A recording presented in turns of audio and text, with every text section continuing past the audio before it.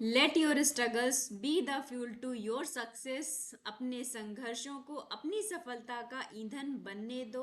इसका मतलब है कि आप जो भी करना चाहते हैं, जिसमें भी आप सफल होना चाहते हैं, उसमें आपको संघर्ष करने पड़ेंगे और संघर्ष होने दीजिए। संघर्ष करिए, बहुत ज़्यादा संघर्ष करिए, क्योंकि जब कोई गाड़ी चलती है तो उसमें ईंधन की ज़रूरत होती है।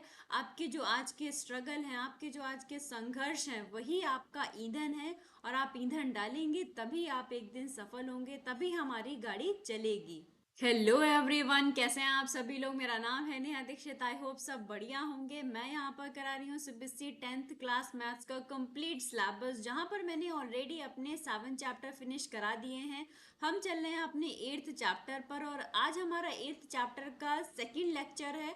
और सेकंड लेक्चर में हम पढ़ने वाले हैं ट्रिग्नोमेट्रिक रेशियो। बहुत इंपॉर्टेंट क्लास होने वाली है आपकी। हम यहाँ पर करेंगे अपने बहुत सारे क्वेश्चंस की प्रैक्टिस, क्योंकि हम प्रीवियस ईयर क्वेश्चंस को भी देखेंगे कि कैसे हमें क्वेश्चंस करने हैं।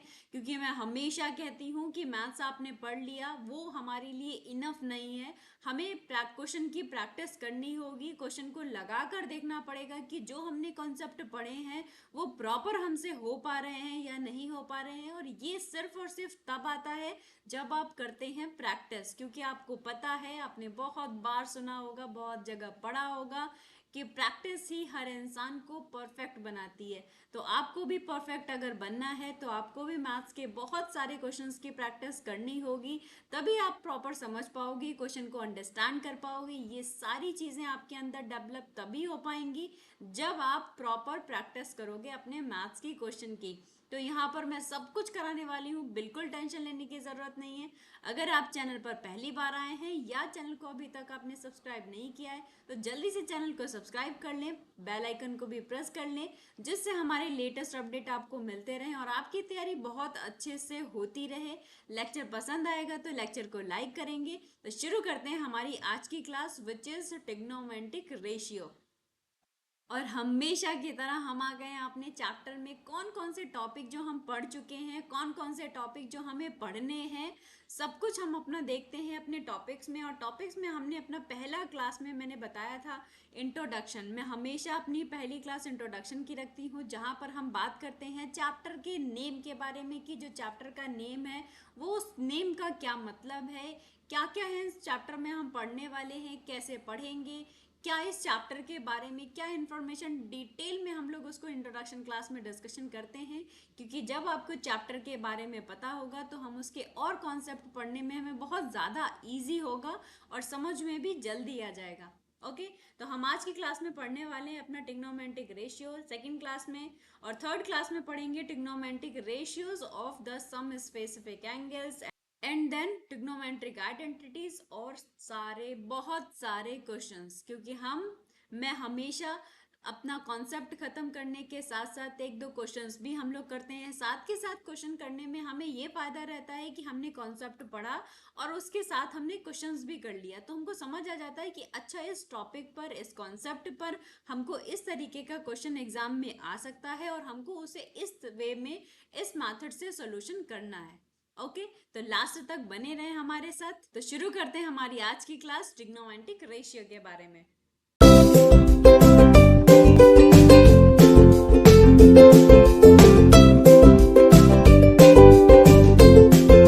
ओके, हम पढ़ रहे हैं ट्रिग्नोमेट्रिक रेशियो के बारे में।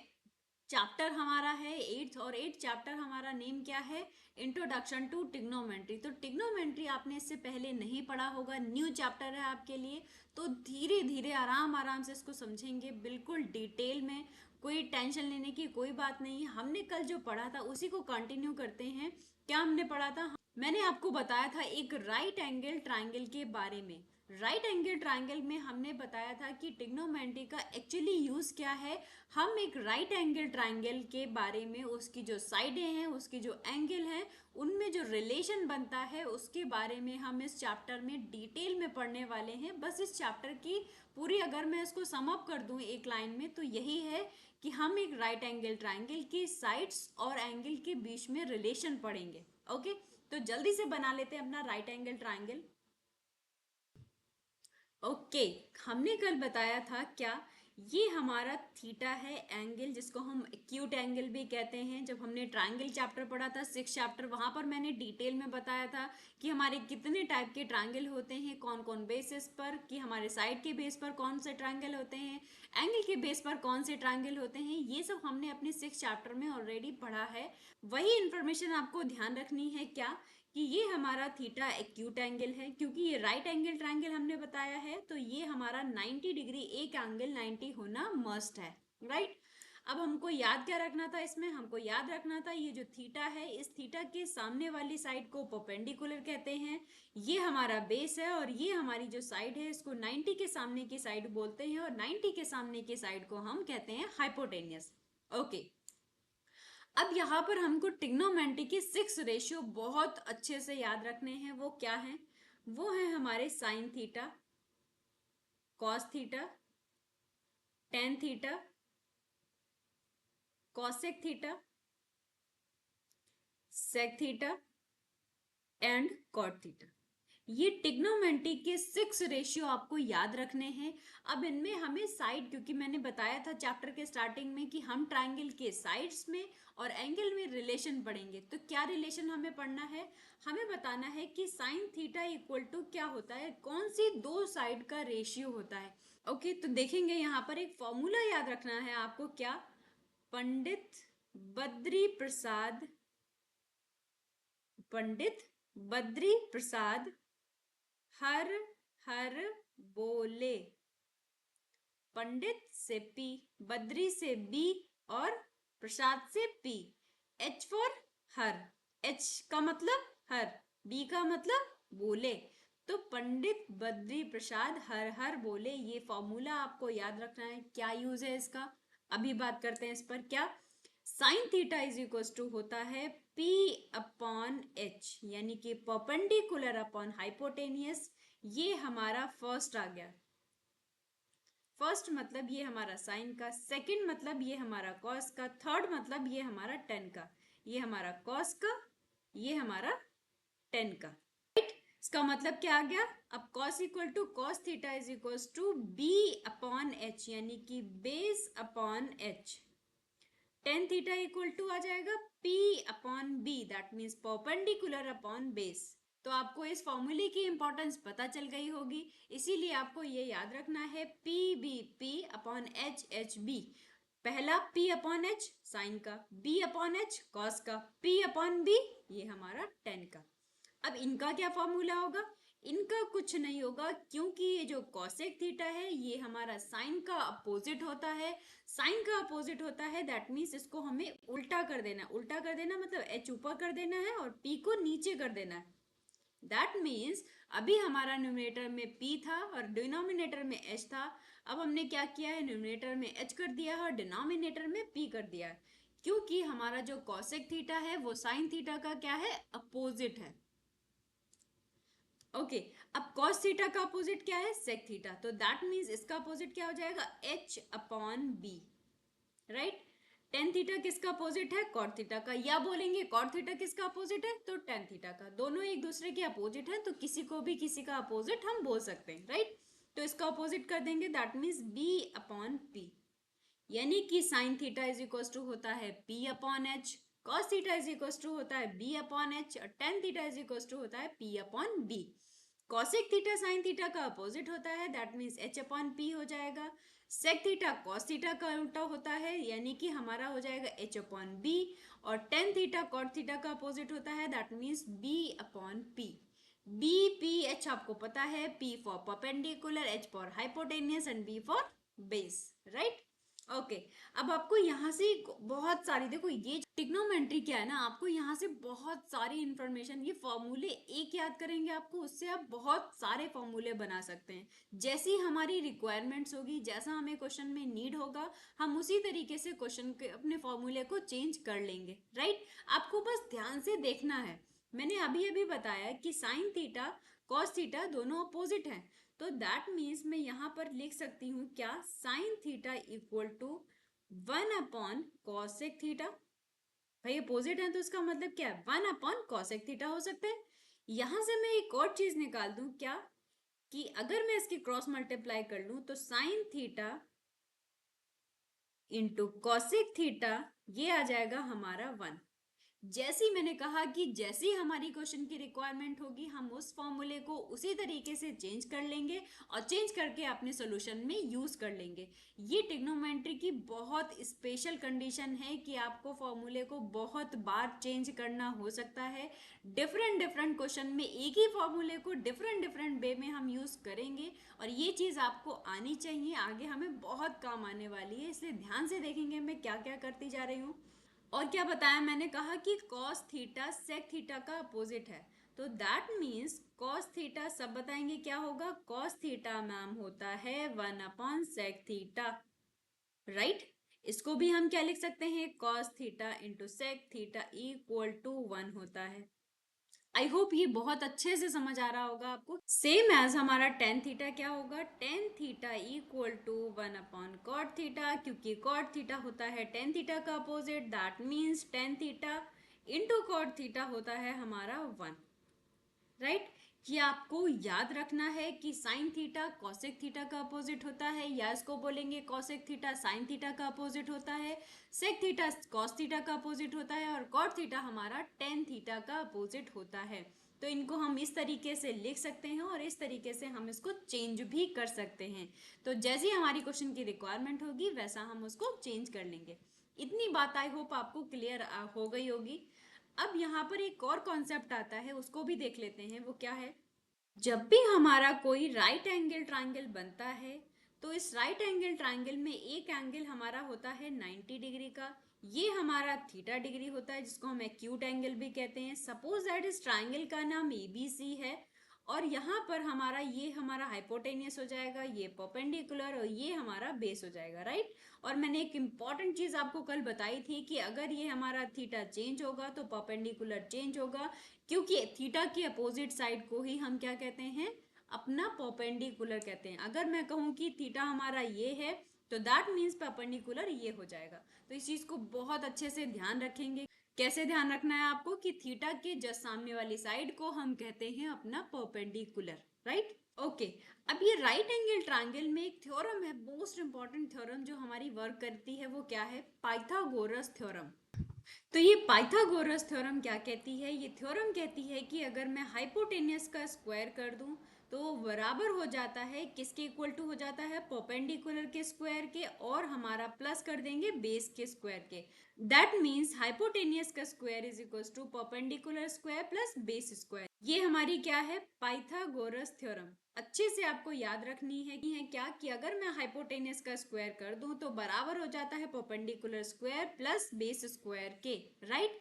अब इसका मैम यूज कहाँ होगा, इसका यूज हमारे क्वेश्चंस पर होगा, क्योंकि ट्रिग्नोमेट्रिक रेशियो पर हमारे बहुत सारे क्वेश्चंस रहते हैं, वो आपको करने होंगे इन्हीं इंपॉर्टेंट फॉर्मूले से। क्या क्या मैंने बताया आपको, पाइथागोरस थ्योरम बताई, और मैंने बताया है अपना रिलेशन जिसमें हमने साइन थीटा की इक्वल टू किया साइड्स का रेशियो। और हमेशा इस चीज को ध्यान रखना आपकी रेशियो की कोई यूनिट नहीं होती है। ओके, अब देख लेते हैं इस इंफॉर्मेशन पर हमारा क्वेश्चन बनता कैसे, कैसे हमें इसका सोल्यूशन करना पड़ता है, तो देखते हैं इसको। दैट ये हमारा एक राइट एंगल ट्राइंगल है 90 डिग्री, और ये इसका नेमिंग है यानी कि ABC, और ये हमारा है थीटा डिग्री, राइट।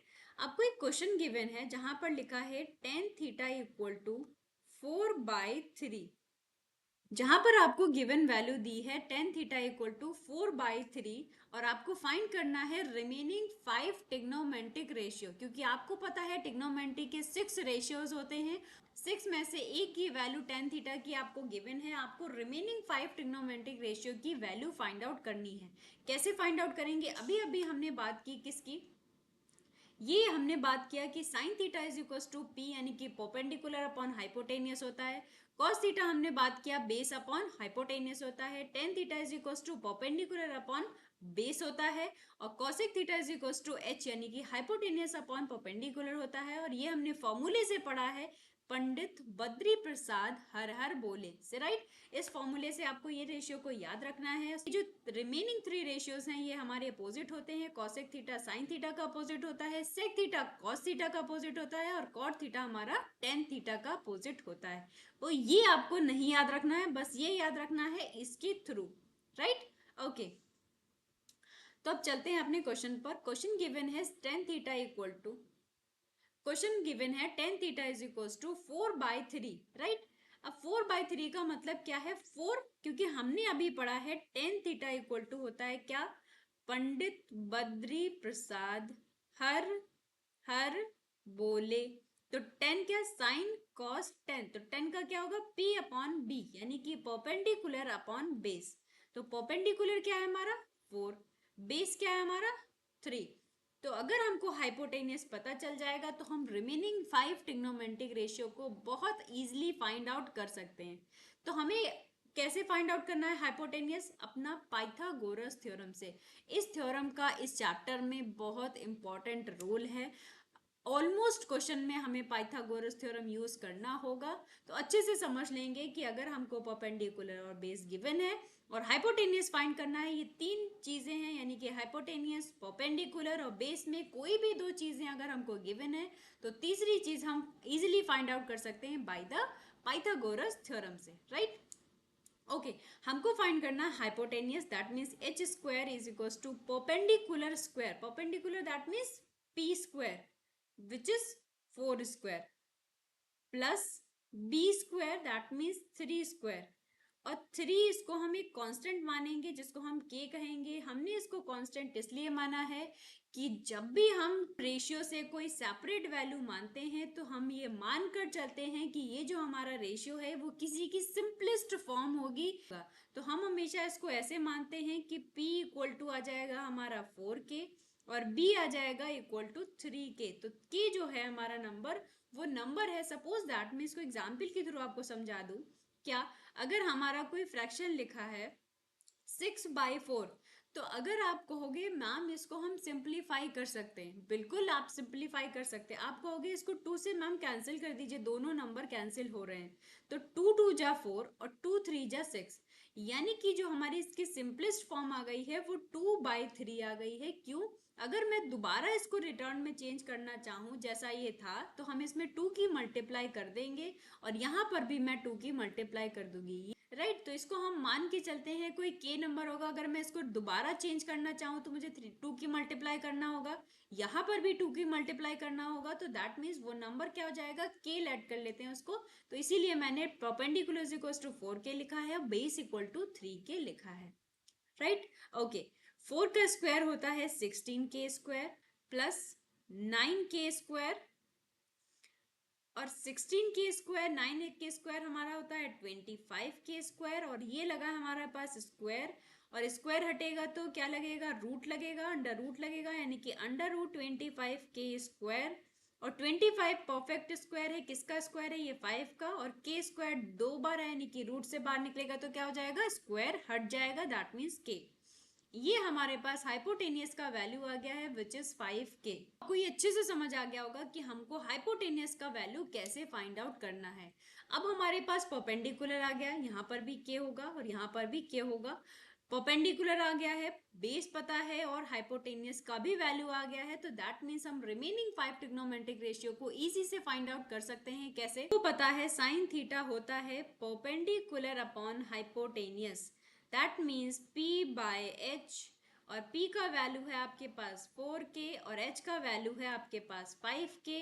तो k से k हो जाएगा कैंसिल, आंसर आ गया हमारा 5/4। ये हमारे पास साइन थीटा का वैल्यू आ गया 4/5। सेम एज कॉस थीटा का वैल्यू क्या होगा? कॉस थीटा होता है base upon hypotenuse, b upon h। तो b का वैल्यू है 3k और h का वैल्यू है 5k, इक्वल टू k से k कैंसिल हो जाएगा, आ जाएगा 3/5। इसके बाद हमारी जो वैल्यू आती है वो tan थीटा है, और tan थीटा का वैल्यू आपको ऑलरेडी गिवन था तो उसका वैल्यू हम फाइंड आउट नहीं करेंगे, सीधा फाइंड आउट करेंगे अपने sin थीटा का अपोजिट क्या होता है हमारा? cosec थीटा, और cosec थीटा होता है इसका अपोजिट। तो हमें इसे कैलकुलेट करने की कोई भी जरूरत नहीं है, सिंपली इसे हम क्या कर देंगे? 5/4 अपोजिट होता है तो that means 5/4। Same as sec theta का क्या आ जाएगा? sec थीटा हमारा cos थीटा का अपोजिट होता है, इसको भी हमें कैलकुलेट करने की बिल्कुल जरूरत नहीं है, इसका वैल्यू आ जाएगा 5/3, अपोजिट कर देंगे तो 5/3। ओके, एट लास्ट हमारा बचा है cot थीटा। तो cot थीटा को इक्वल टू लिखेंगे, cot थीटा का मतलब होता है tan थीटा का अपोजिट, और टेन थीटा की वैल्यू हमको 4/3 गिवन है, तो इसका अपोजिट कर देंगे, दैट मीन्स 3/4। ये आपके पास सारे ट्रिग्नोमेट्रिक रेशियो की वैल्यू आ गई है। एक आपको गिवन था, बस रिमेनिंग 5 आपने ट्रिग्नोमेट्रिक रेशियो की वैल्यू को फाइंड आउट कर लिया है बहुत ही इजी वे में। आई होप आपको ये बिल्कुल समझ आ गया होगा। इसी टाइप के क्वेश्चंस हमारे एग्जाम में भी पूछता है, तो आपको इसको अच्छे से समझ लेना है। और भी हम बहुत सारे क्वेश्चंस की प्रैक्टिस करेंगे तो आपको और समझ में आ जाएगा। अपने नेक्स्ट क्लास में हम पढ़ेंगे ट्रिग्नोमेट्रिक रेशियो के साथ एंगल स्पेसिफिक एंगल के बारे में, ट्रिग्नोमेट्रिक एंगल की टेबल के बारे में, कैसे हमें वैल्यू फाइंड करनी है, सब कुछ पढ़ेंगे। और साथ के साथ लगाएंगे बहुत ढेर सारे क्वेश्चंस, जिससे आपकी प्रैक्टिस और अच्छे से होती रहे। लेक्चर पसंद आया हो तो लेक्चर को लाइक कर दें, चैनल को सब्सक्राइब कर लें, बने रहे हमारे साथ लास्ट तक। थैंक यू एवरीवन, मिलते हैं अपने नेक्स्ट क्लास में।